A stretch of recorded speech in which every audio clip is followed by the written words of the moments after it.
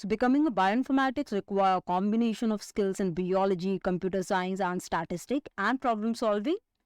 So here are a simple roadmap outlining the key skills and steps to become a proficient bioinformatics.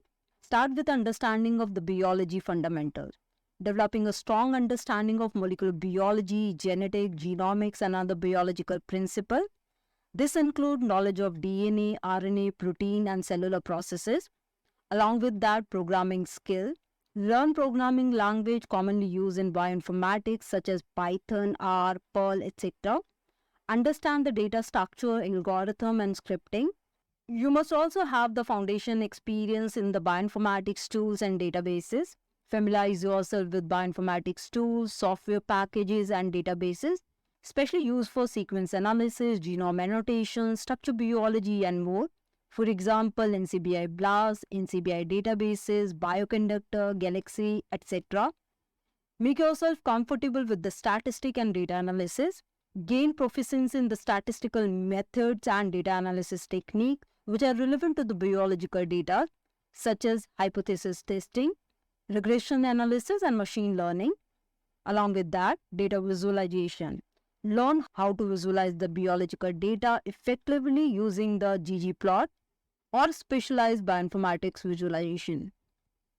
It is good if you want to enter in the advanced bioinformatics sector, then algorithm designing and optimization.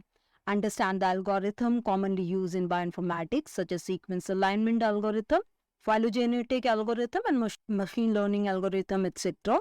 You must also know database management. Acquire skills in managing biological data, including database design, querying, and data integration.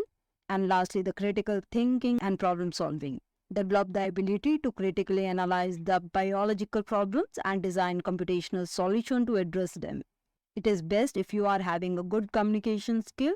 Effective communication is always crucial for presenting your research findings, collaborating with the interdisciplinary team, and writing a research paper or grant proposal, etc.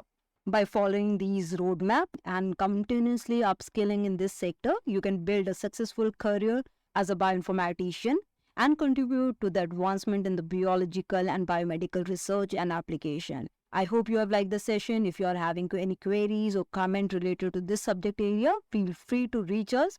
And if any one of you who are interested in learning and getting trained in such sector and subjects can also contact us.